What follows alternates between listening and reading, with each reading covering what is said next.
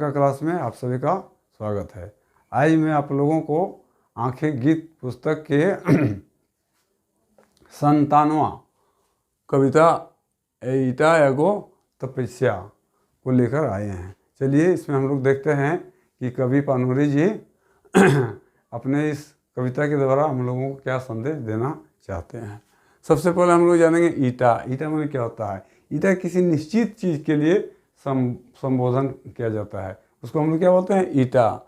एगो माने एक, और तपस्या मीन्स साधना, तप करना, कठिन परिश्रम करना। कोई चीज़ को हासिल करने के लिए जो प्रयास किया जाता है, जो मेहनत किया जाता है, उसके लिए लगे रहना पड़ता है, उसी को बोलते हैं तपस्या।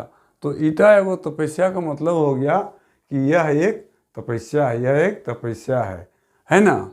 तो चलिए हम लोग कभी अपने पंक्तियों के द्वारा हम लोगों को क्या संदेश देना चाहते हैं, इसको देखते हैं। कह रहा है कभी, ईटा एगो तपस्या, ईटा एगो योग।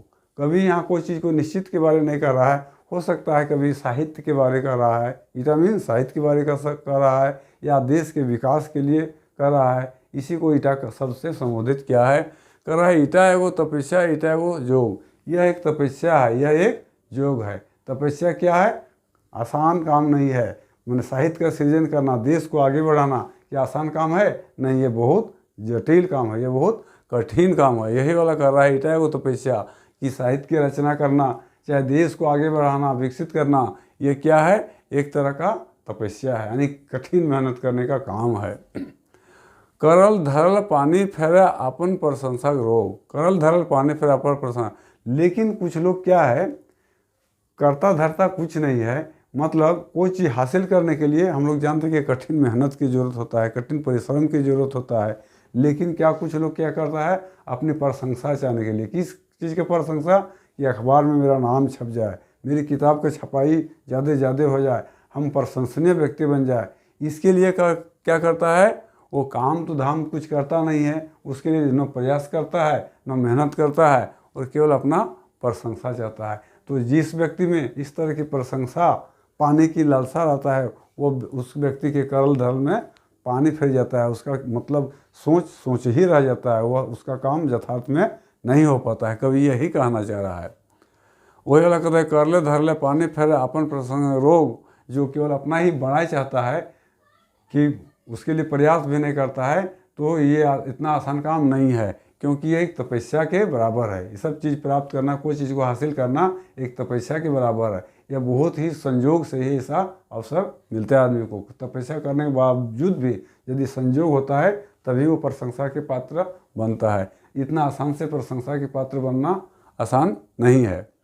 आगे कभी कर रहा है, आज मानिक सिंहासन है, आज मानिक सिंहासन है, बैठे खातिर लोग कई रहल है एड़ी चोटी पसीना एक।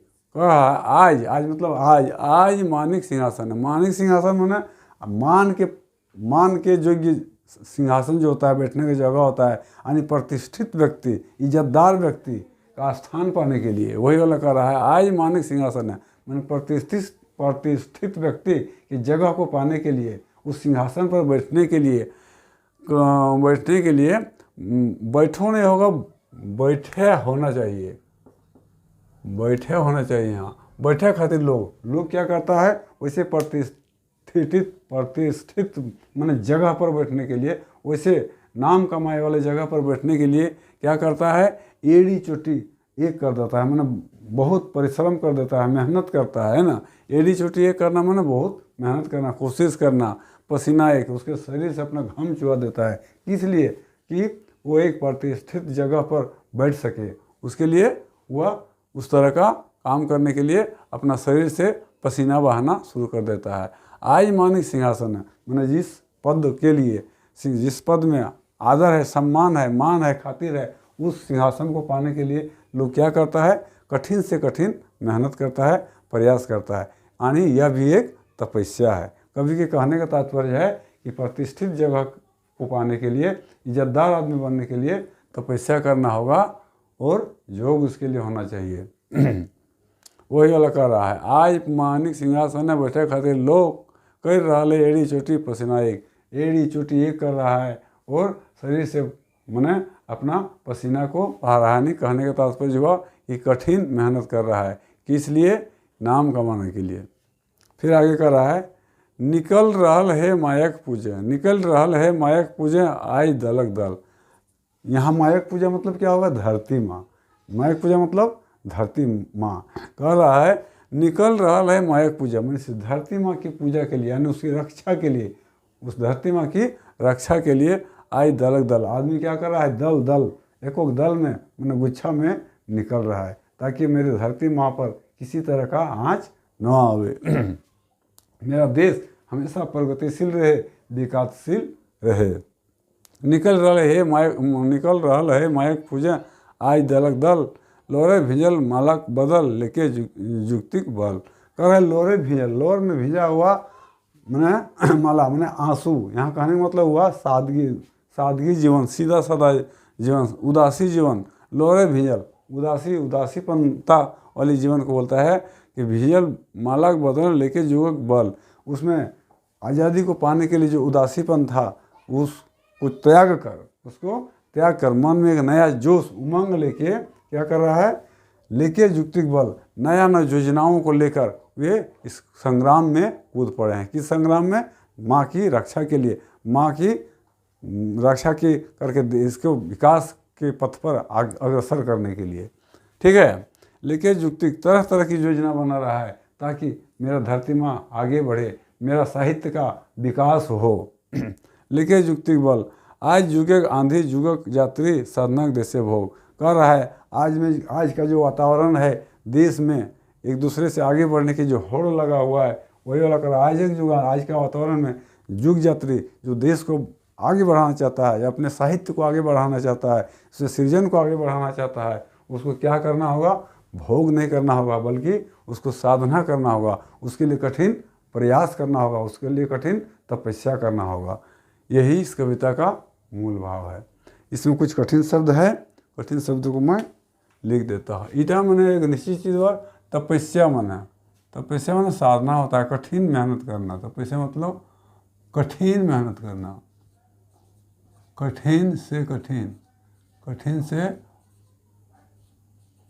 कठिन काम करना, कठिन से कठिन मेहनत करना। लिखिए, मेहनत करना, इसी को तपस्या कहता है। किसी चीज़ को पाने के लिए जोरदार प्रयास करना, उसी को हम बोलते हैं तपस्या। योग में संजोग होता है, जो चीज़ होने का नहीं है, कभी कभी ऐसा होता है, ऐसा संजोग लग जाता है कि वो काम बहुत आसानी से हो जाता है, उसी को हम लोग योग बोलते हैं।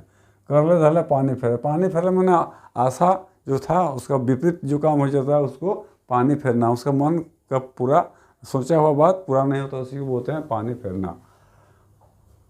आज मतलब आज मानिक सिंहासन है। मानिक मतलब होता है प्रतिष्ठित जगह,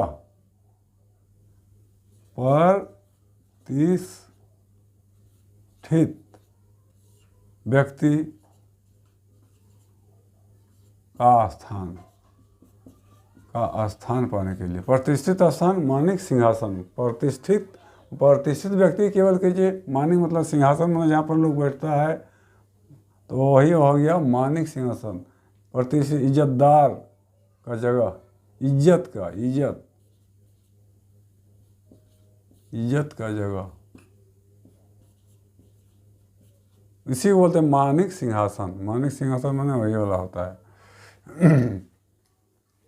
माना हुआ, जिसको लोग मानता है, बैठे खातिर, बैठने के लिए लोग कह रहे एड़ी चोटी माने भरपूर कोशिश,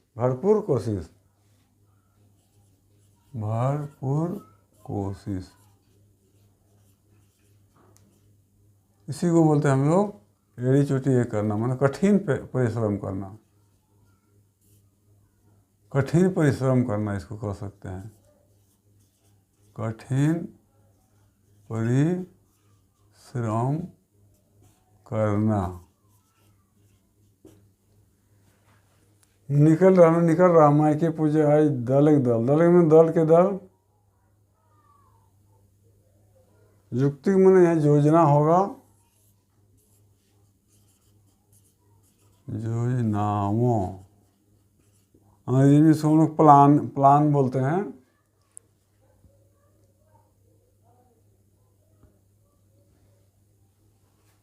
भोग माने विलास, भोग विलास, विलासिता, विलासिता। यदि वीडियो अच्छा लगा तो सब्सक्राइब जरूर कीजिएगा। आज इतना ही रहेगा, अगले दिन मैं फिर दूसरा वीडियो लेकर आएंगे। जय हिंद, जय भारत।